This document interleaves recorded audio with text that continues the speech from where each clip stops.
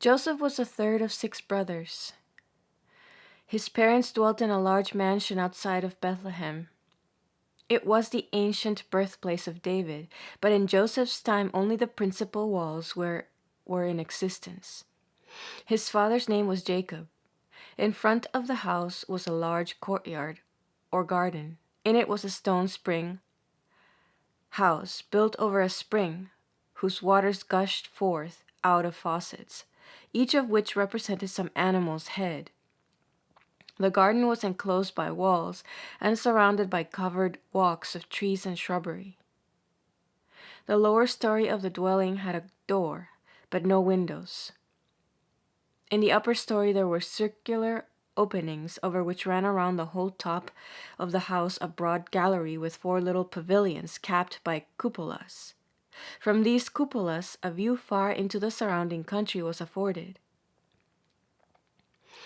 David's palace in Jerusalem was provided with similar towers and cupolas. It was out of one of them that he saw Bethsabe. Above the center of the flat roof arose another smaller story, likewise crowned by a tower and cupola.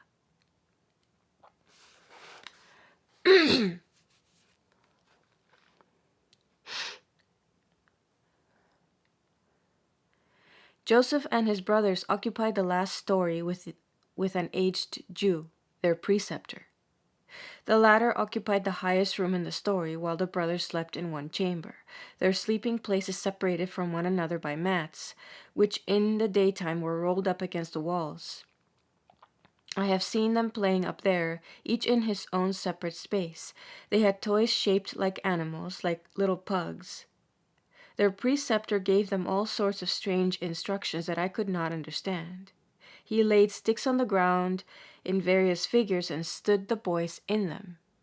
The latter stepped into other figures which they had formed by rearranging the sticks. They laid sticks also in various positions, as if for measurement. I saw too the father and mother of the boys. They did not appear to trouble themselves much about their children, for they paid very little attention to them. They, the parents, appeared to me to be neither good nor bad. Joseph was perhaps 8 years old. He was very different from his brothers, very talented, and he learned quickly. But he was simple in his tastes, gentle, pious, and unambitious. The other boys used to play him all kinds of tricks and knock him around at will. They had little enclosed gardens at whose entrance there stood on pillars covered images, like swaddled infants. I often saw similar figures on the curtains of oratories, those of Anne and the Blessed Virgin, for instance. The only difference was that Mary's picture held in its arms a chalice above which something arose. In Joseph's parental home, these images were like swathed infants with round faces environed by rays of light. There were many such pictures in Jerusalem, especially in the olden times, and also among the decorations of the temple. I have seen them in Egypt also, and among the idols that Rachel purloined from her father were similar figures, though smaller. Many of the Jews had swathed puppets like them lying in little chests and baskets. They were intended to represent the child, Moses, in his little basket, and the swathing signified the binding power of the law. When gazing at these figures, I used to think, the Jews honored the little image of the child Moses, but we have the images of the child Jesus. In the boys' little gardens grew bushes, small trees, and plants. I saw that his brothers often slyly trod down and tore up the plants in Joseph's little garden. They always treated him roughly, but he bore all patiently. Sometimes when kneeling in prayer,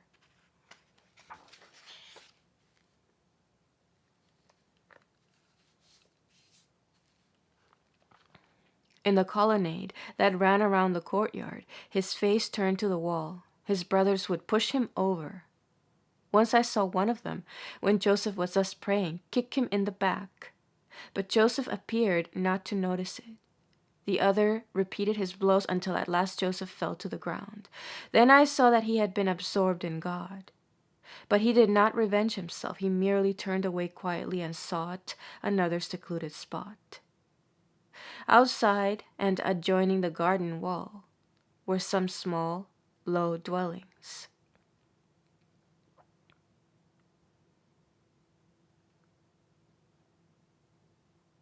Then I saw that he had been absorbed in God, but he did not revenge himself. He merely turned away quietly and sought another secluded spot. Outside and adjoining the garden wall were some small, low dwellings. In them dwelt two elderly, veiled females, as is often the case near the schools. They were servants. I saw them carrying water into the house. The domestic arrangements were similar to those of Joachim and Anne's house, the beds rolled up and wicker partitions before them. I often saw Joseph's brothers talking with the servant maids and helping them in their work, but Joseph never interchanged words with them. He was always very reserved. I think there were also some daughters in the family.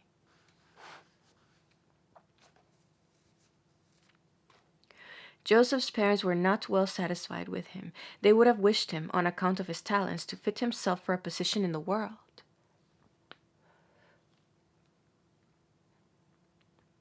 But he was too unworldly for such aims. He had no desire whatsoever to shine. He may have been about 12 years old when I often saw him beyond Bethlehem, opposite the Crib Cave, praying with some very pious old Jewish women. They had an oratory hidden in a vault. I do not know whether these women were relatives of Joseph or not. I think that they were connected with Anne. Joseph often went to them in his troubles and shared their devotions. Sometimes he dwelt in their neighborhood with a master carpenter to whom he lent a helping hand. The carpenter taught him his trade, and Joseph found his geometry of use. The hostility of his brothers at last went so far that, when 18, Joseph fled from his father's house by night. A friend who lived outside of Bethlehem had brought him clothes in which to make his escape. I saw him in Lebona carrying on carpentry. He worked for his living in a very poor family. The man supported himself by making such rough wicker partitions as those Joseph knew how to put together. The latter humbly assisted the family as far as he could. I saw him gathering wood and carrying it to the house. His parents, in the meantime, believed that he had been kidnapped, but his brothers discovered him, and then he was again persecuted. Joseph, however, would not leave the poor people, nor desist from the humble occupation of which his family was ashamed. I saw him afterward in another place, Thanak. There he did better work for a well-to-do family. Though a small place, it had a synagogue. Joseph lived very piously and humbly, loved and esteemed by all. At last he worked for a man in Tiberias, at which place he lived alone near the water.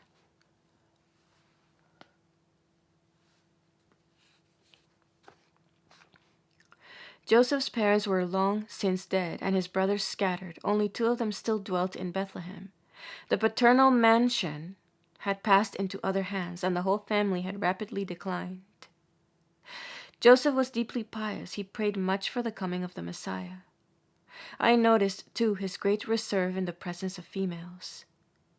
Shortly before his call to Jerusalem for his espousals with Mary, he entertained the idea of fitting up a more secluded oratory in his dwelling. But an angel appeared to him in prayer and told him not to do it, that, as in ancient times, the patriarch Joseph became by God's appointment the administrator of the Egyptian granaries, so now to him was the granary of redemption to be wedded.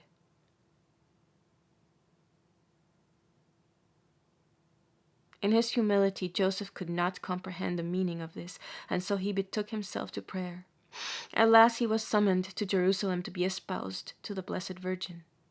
There were 7 other virgins who were with Mary to be dismissed from the temple and given. There were 7 other virgins who were with Mary to be dismissed from the temple and given in marriage.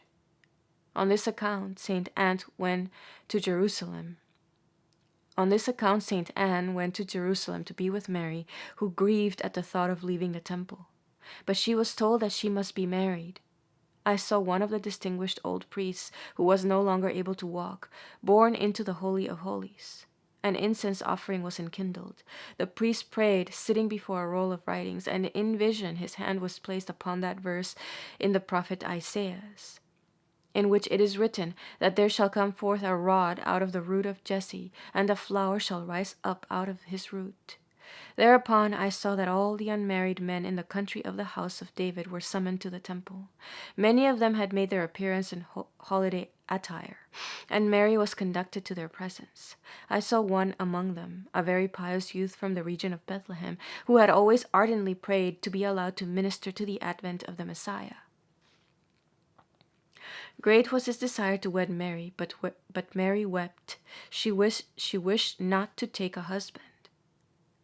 Then the high priest gave to each of the suitors a branch, which was to be held in the hand during the offering of prayer and sacrifice.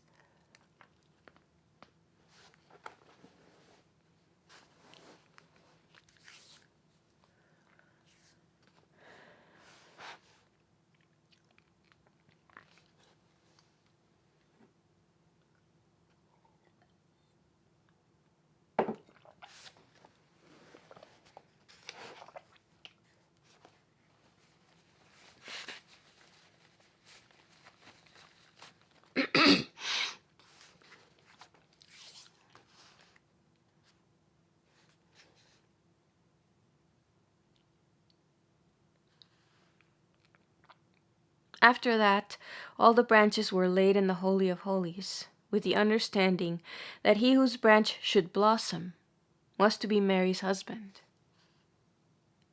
Now, when that youth who so ardently desired to wed Mary found that this branch along with all the others had failed to blossom, he retired to a hall outside the temple, and with arms raised to God wept bitterly. The other suitors left the temple, and that youth hurried to Mount Carmel, where, since the days of Elias, hermits had dwelt. He took up his abode on the mount, and there spent his days in prayer for the coming of the Messiah. I saw the priests, after this, hunting through different rolls of writing in their search for another descendant of the house of David, one that had not presented himself among the suitors for Mary's hand. And there they found that among the 6 brothers of Bethlehem, one was unknown and ignored. They sought him out and so discovered Joseph's retreat, 6 miles from Jerusalem, near Samaria. It was a small place on a little river. There Joseph dwelt alone in a humble house near the water and carried on the trade of a carpenter under another master. He was told to go up to the temple. He went accordingly, arrayed in his best. A branch was given him. As he was about to lay it upon the altar, it blossomed on top into a white flower like a lily. At the same time, I saw a light like the Holy Spirit hovering over him. He was then led to Mary, who was in her chamber, and she accepted him as her spouse.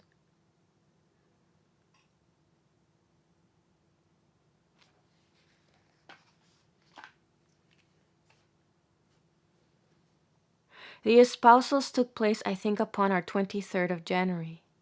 They were celebrated in Jerusalem, on Mount Zion, in a house often used for such feasts. The 7 virgins that were to leave the temple with Mary had already departed. They were recalled to accompany Mary on her festal journey to Nazareth, where Anne had already prepared her little home. The marriage feast lasted 7 or 8 days. The women and the virgins, companions of Mary in the temple, were present.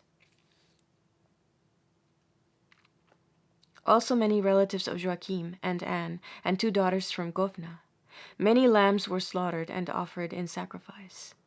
I have had a clear vision of Mary in her bridal dress. She wore a colored woolen underdress without sleeves, her arms encircled by white woolen fillets. On the breast and as high as the neck lay a white collar ornamented with jewels, pearls, etc. Then came a kind of gown, open in front, wide like a mantle from top to bottom, and with flowing sleeves. This gown was blue, embroidered with large red, white, and yellow roses and green leaves, something like the ancient vestments worn at Mass. It fastened around the neck on the white collar, and the lower border was edged with fringes and tassels. Over this was a kind of scapular of white and gold flowered silk, set over the breast with pearls and shining stones. It lay upon the front opening of the dress and reached to the edge of the same. It was about 1/2 an ell wide and was fringed with tassels and balls. A corresponding strip hung down the back, while shorter and narrower ones fell over the shoulders and arms. These lappets were caught under the arms from front to back with the gold cords or delicate chains, with which the broad upper piece of the bodice was fastened, as also the breastpiece that was placed over the upper body. By this arrangement, the flowered stuff of the dress was puffed out between the cords. The wide sleeves were tightly fastened in the middle of the upper and the lower arm by buckles, puffing out around the shoulders, the elbows, and the wrists. Over this costume fell a long sky blue mantle. It was fastened at the neck by an ornament, and over it was a white ruffle, seemingly of feathers or silk dots. The mantle fell back from the shoulders, forming a large fold on the sides, and hung behind in a pointed train. It was embroidered around the edge in flowers of gold. Mary's hair was arranged with such skill as is difficult to describe. It was parted on top of the head and divided into numerous fine strands, which were caught together with pearls and white silk. It formed a large net that fell over the shoulders and down the back to the middle of the mantle. It looked like a web. The ends of the hair were rolled in, and the whole net edged with fringe and pearls.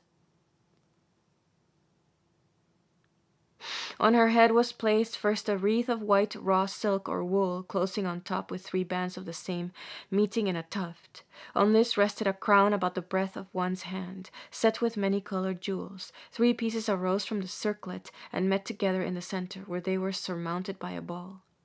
In her left hand Mary carried a little garland of red and white roses made of silk, and in the right a beautiful candlestick covered with gold. It had no foot, but was furnished like a scepter, with knobs above and below the point at which it was to be grasped by the hand.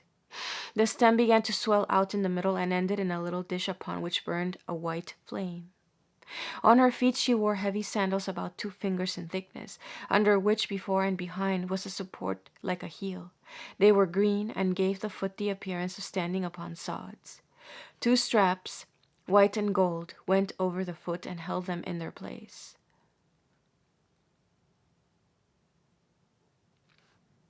The virgins at the temple arranged Mary's skillfully woven hairnet. I saw them thus engaged. There were many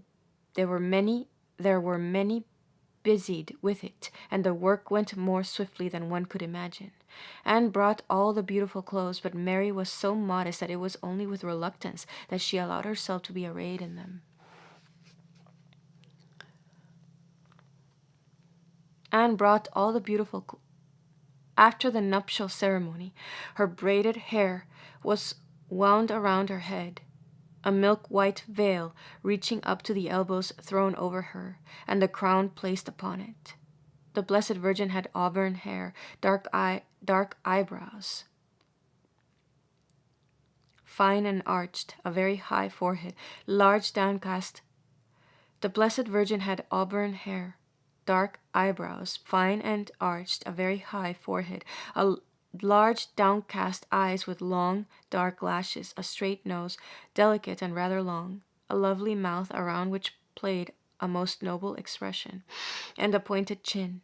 She was of medium height, and she moved very gently and gravely, looking very bashful in her rich attire.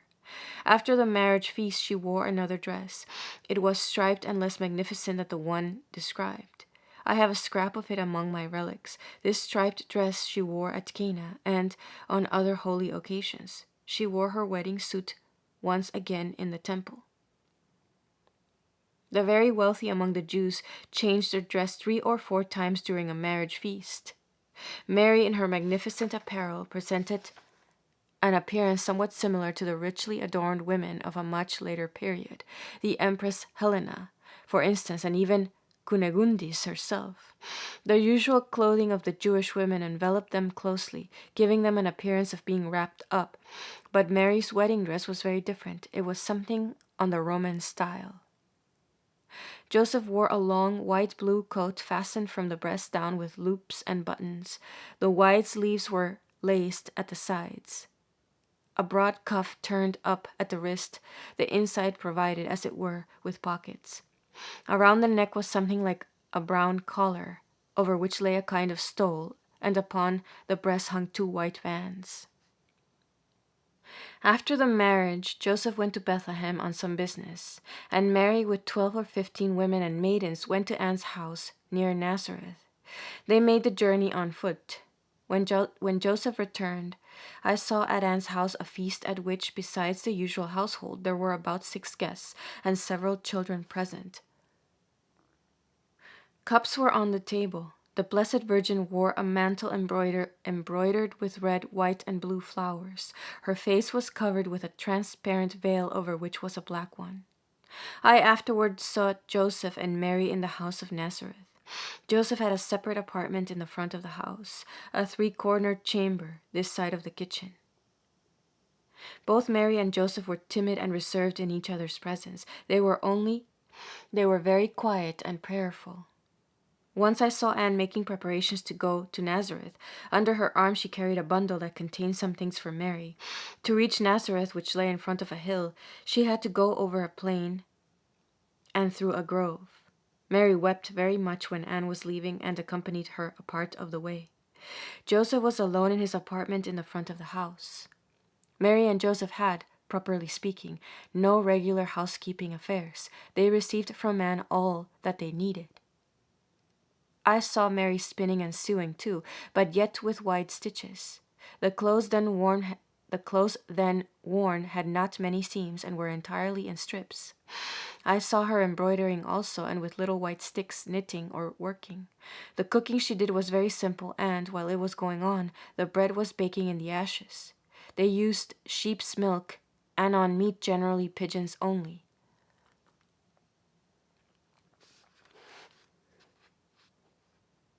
The little house at Nazareth, which Anne fitted up for Mary and Joseph, belonged to Anne. From her own dwelling she could, unnoticed, reach it in about half an hour by a cross path. It lay not far from the gate. It had a small courtyard in front, and nearby was a well, a couple of steps leading down to it. It was near a hill, but not built on it. A narrow path dug out of the hill separated it from the back of the house, in which there was one little window. It was darker on this side of the house than on the other. The back part was triangular and built on higher ground than the front. The foundations were cut in the rock. The upper part was a light masonry. Mary's sleeping compartment was in the back, and there it was that the angelic annunciation took place. This chamber had a semicircular form, on account of the movable partitions placed around the walls, and which were of coarser wickerwork than that ordinarily used for the light screens.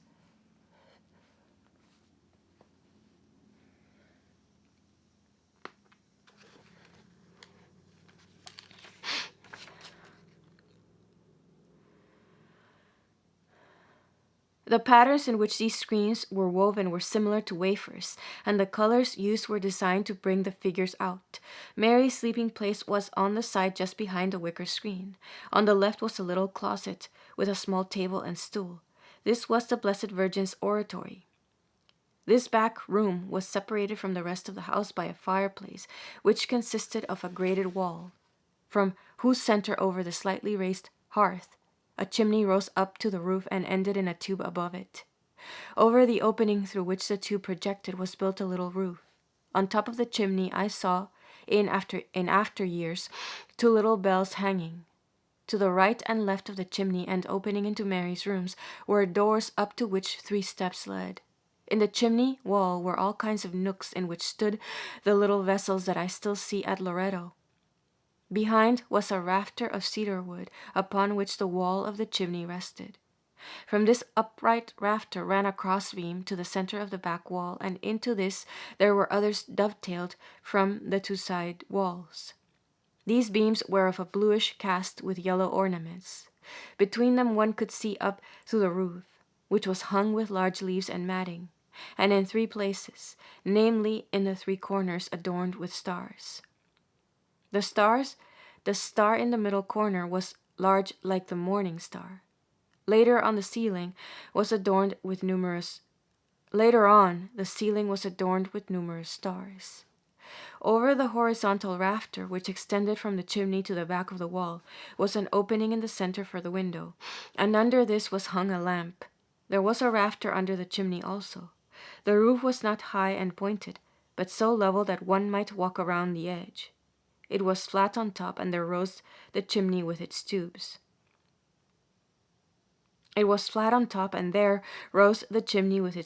Protected by the little roof. When, after Joseph's death, the Blessed Virgin removed to the neighborhood of Capernaum, the holy house was left beautifully adorned like a sacred shrine. Mary often went to Capernaum to visit the scene of the Incarnation and to pray there. Peter and John, whenever they went to Palestine, visited the house of Nazareth and celebrated Mass in it.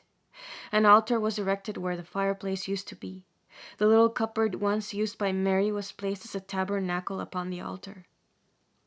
I have often in vision witnessed the transporting of the Holy House to Loreto. For a long time,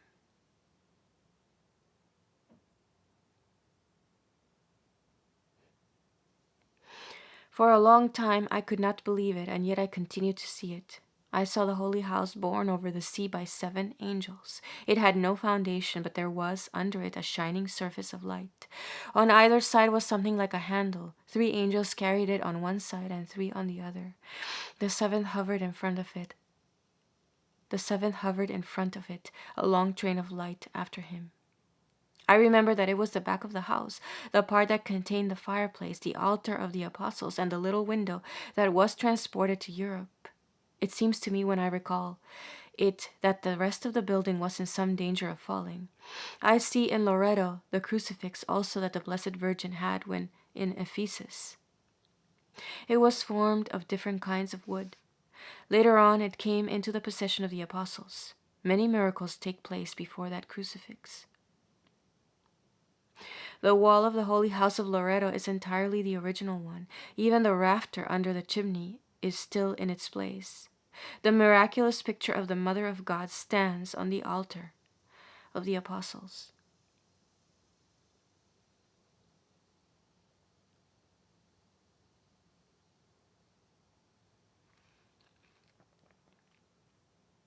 On the day upon which the church celebrates the feast, I had a vision of Mary's Annunciation. I saw the Blessed Virgin a short time after her marriage in the house of Nazareth. Joseph was not there. He was at that moment journeying with 2 beasts of burden on the road to Tiberias, whither he was going to get his stools. But Anne was in the house with her maid and 2 of the virgins who had been with Mary in the temple. Everything in the house had been newly arranged by Anne. Toward evening, they all prayed standing around a circular stool from which they afterward ate vegetables that had been served.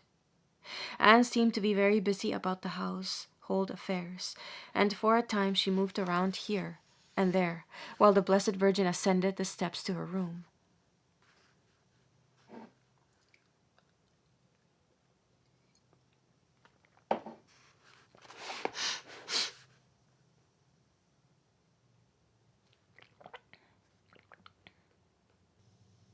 There she put on a long white woolen garment, such as it was customary to wear during prayer, a girdle around her waist, and a yellowish white veil over her head.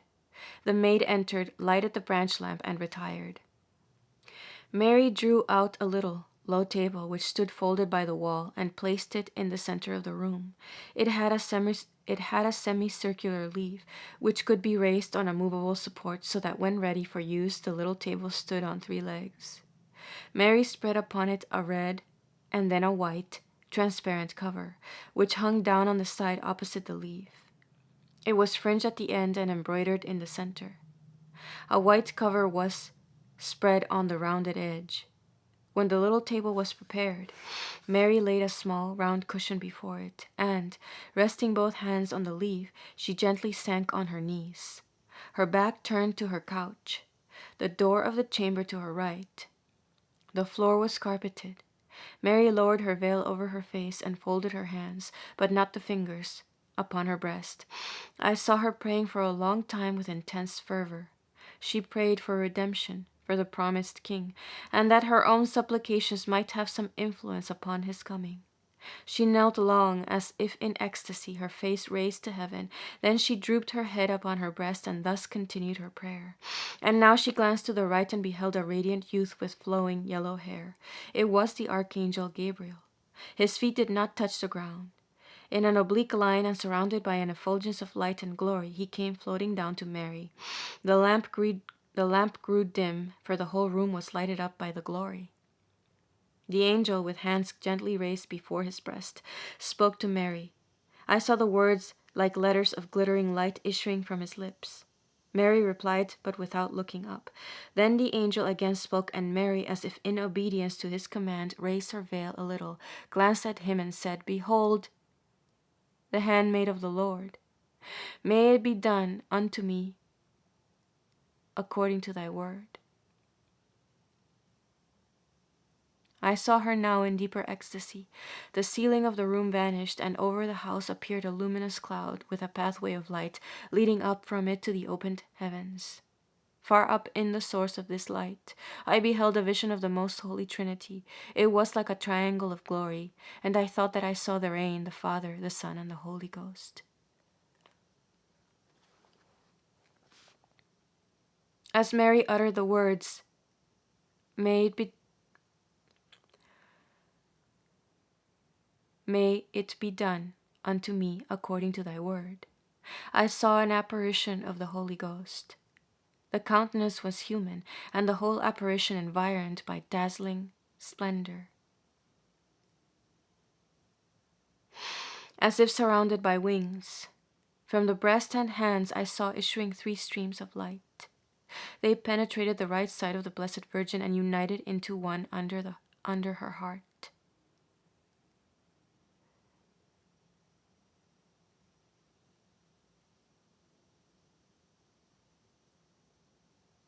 At that instant, Mary became perfectly transparent and luminous. It was as if opacity disappeared like darkness before that flood of light.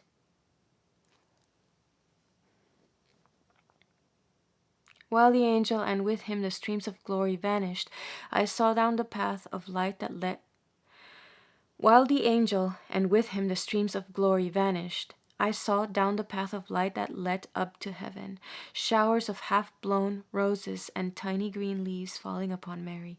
She, entirely absorbed in self, saw in herself the incarnate Son of God, a tiny human form of light, with all the members, even to the little fingers, perfect. It was about midnight that I saw this mystery. Some time elapsed, and then Anne and the other women entered Mary's room, but when they beheld her in ecstasy, they immediately withdrew. The Blessed Virgin then arose, stepped to the little altar on the wall, let down the picture of a swathed child that was rolled above it, and prayed standing under the lamp before it. Only toward morning did she lie down. Mary was at this time a little over 14 years old. An intuitive knowledge of what had taken place was conferred upon Anne. Mary knew that she had conceived the Redeemer. Yes, her interior lay open before her, and so she already understood that her son's kingdom should be a supernatural one, and that the house of Jacob, the church, would be the reunion of regenerate mankind. She knew that the Redeemer would be the king of his people, that he would purify them and render them victorious. But in order to redeem them, he must suffer and die. It was explained to me likewise why the Redeemer remained 9 months in his mother's womb, why he was born a little child and not a perfect man like Adam, and why also he did not take the beauty of Adam in paradise. The incarnate Son of God willed to be conceived and born, that conception and birth rendered so very unholy by the fall, might again become holy.